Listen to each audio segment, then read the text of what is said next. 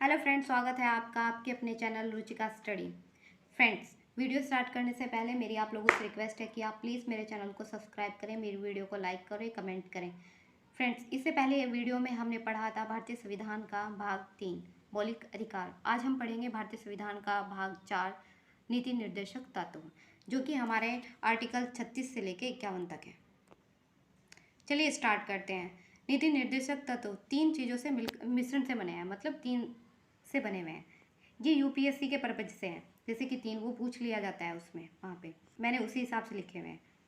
आइए देखते हैं। नीति निर्देशक तत्व भाग 4 में अनुच्छेद 36 से 51 के बीच में रखा गया है तथा इसे आयरलैंड के संविधान से लिया गया। नीति निर्देशक तत्व का उद्देश्य लोक कल्याणकारी राज्य की स्थापना करना, राज्य में सामाजिक और आर्थिक लोकतंत्र की स्थापना करना। राज्य के नीति निर्देशक तत्व। संविधान सभा के सलाहकार BN राव जी ने कहा था कि संविधान में 2 तरह के मौलिक अधिकार होने चाहिए। एक ऐसा मौलिक अधिकार है जिसे हम भारतीय नागरिक को संविधान लागू होने के तुरंत बाद दे सकें, और दूसरा ऐसा मौलिक अधिकार जो कुछ समय बाद दिया जा सके, जब भारत के पास पर्याप्त संसाधन हो जाए। फिर संविधान सभा में चर्चा हुई और यह परिणाम निकला कि इसे 2 भागों में बांट देते हैं। मतलब BN राव जी ने ये कहा था संविधान सभा के तहत कि हमें 2 तरह के मौलिक अधिकार देने चाहिए। एक तो वो कि जब हम संविधान लागू करें कि उसके तुरंत दे दिया जाए भारतीय जनता को। दूसरा ये कि ऐसे मौलिक अधिकार जब हम जो है संसाधन संपन्न हो जाए उसके पश्चात दिए जाए। तो इसलिए फिर संविधान सभा में चर्चा हुई और परिणाम निकला कि इसे 2 भागों में बांट देते हैं।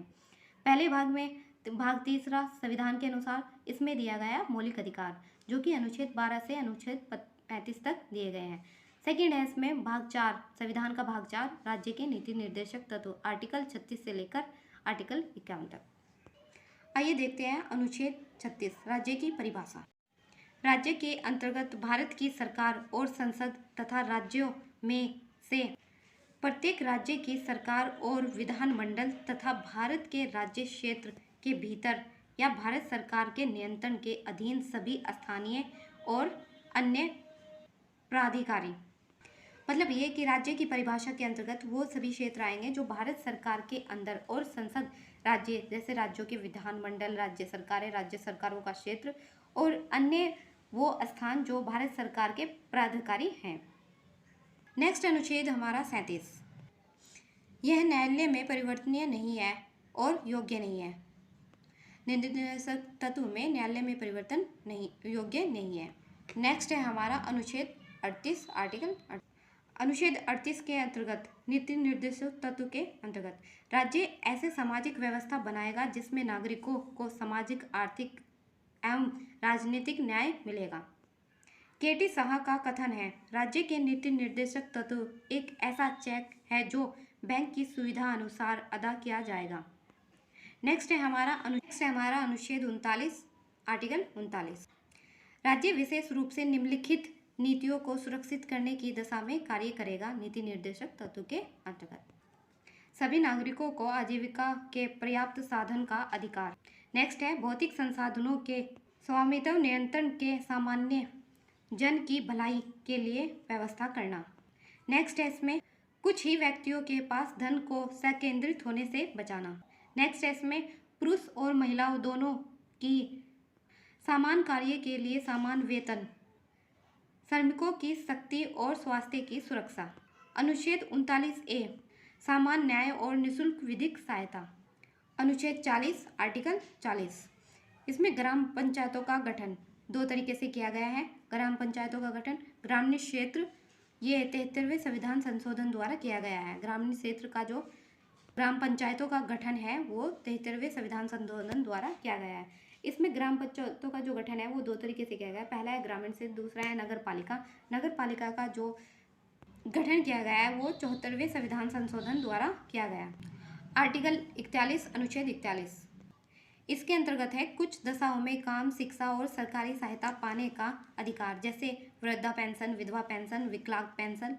नेक्स्ट है हमारा अनुच्छेद 42, आर्टिकल 42, न्याय संगत और मनवोचित दशाओं तथा प्रसूति सहायता का उपबंध, गर्भवती महिलाओं द्वारा कठोर परिश्रम न करवाना, प्रसूति सहायता। अनुच्छेद 43, आर्टिकल 43, निर्वाह योग्य मजदूर और कुटीर उद्योग को बढ़ावा। अनुच्छेद 43A में उद्योगों के प्रबंधन में श्रमिकों की भागीदारी सुनिश्चित करने के लिए राज्य कदम उठाएगा। अनुच्छेद 43B, सहकारी समितियों को बढ़ावा देना। राज्य के नीति निर्देशक तत्व के अंतर्गत अनुच्छेद 44, नागरिकों के लिए समान सिविल संहिता। अनुच्छेद 45, आर्टिकल 45, बच्चों को 6 वर्ष की आयु पूरी करने तक प्रारंभिक बाल्य अवस्था देखभाल और शिक्षा प्रदान करना। 86वें संविधान संशोधन 2002 के अनुसार इस संशोधन अधिनियम द्वारा देश के 6 से 14 वर्ष के बच्चों के लिए अनिवार्य एवं निःशुल्क शिक्षा को मौलिक अधिकार के रूप में मान्यता देना संबंधित प्रावधान किया गया। इस अनुच्छेद को 21A के अंतर्गत संविधान में जोड़ा गया है, जैसे कि हमने ये मौलिक अधिकार में पढ़ा। 40वें अनुच्छेद, नेक्स्ट है हमारा अनुच्छेद 40, राज्य समाज के कमजोर वर्गों, विशेषकर अनुसूचित जाति, अनुसूचित जनजाति और अन्य कमजोर वर्गों के शैक्षिक और आर्थिक हितों को बढ़ावा देना। नेक्स्ट है हमारा अनुच्छेद 47, लोगों के जीवन स्तर में सुधार, पोषाहार को बढ़ावा, शराब पर प्रतिबंध और नशीली दवाओं पर प्रतिबंध लगाना। नेक्स्ट है हमारा अनुच्छेद 48, राज्य कृषि और पशुपालन को वैज्ञानिक तरीके से बढ़ावा देगा। अनुच्छेद 48A में पर्यावरण का संरक्षण तथा वन्य जीवों की रक्षा। ये काफ़ी इंपॉर्टेंट है, ये क्वेश्चन पूछा गया है कि राज्य के नीति निर्देशक तत्व में कौन से अनुच्छेद में पर्यावरण संरक्षण अधिनियम और वन्य जीव संरक्षण की बात की गई। नेक्स्ट है हमारा अनुच्छेद 49, राष्ट्रीय महत्व के स्मारकों, स्थानों व वस्तुओं का संरक्षण करना। नेक्स्ट है हमारा अनुच्छेद 50, कार्यपालिका से न्यायपालिका को अलग करना। राज्य के नीति निर्देशक तत्व के अंतर्गत अब लास्ट है हमारा अनुच्छेद 51,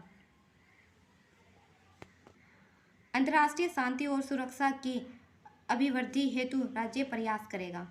ये थे हमारे राज्य के नीति निर्देशक तत्व। आइए देखते हैं मौलिक अधिकार और नीति निर्देशक तत्व में अंतर। मौलिक अधिकार ये यूएसए के संविधान से लिए गए हैं। मौलिक अधिकार यूएसए के संविधान से लिए गए हैं, लेकिन नीति निर्देशक तत्व लिए गए हैं आयरलैंड से। मौलिक अधिकार भारतीय संविधान के भाग 3 में है। नीति निर्देशक तत्व भारतीय संविधान के भाग 4 के अंतर्गत हैं। मौलिक अधिकारों को लागू करने के लिए न्यायालय की शरण ले सकते हैं। इसे लागू करने के लिए न्यायालय नहीं जाया जा सकता। नीति निर्देशक तत्व को लागू कराने के लिए न्यायालय की शरण नहीं ली जा सकती। मौलिक अधिकारों में यह अधिकार नागरिकों को स्वतः ही प्राप्त होते हैं। नीति निर्देशक तत्व यह राज्य सरकार के द्वारा लागू करने के बाद ही नागरिकों को प्राप्त होते हैं। मतलब ये जो नीति निर्देशक तत्व के अंतर्गत जो नियम है, रूल है, वो राज्य के आधार पर है।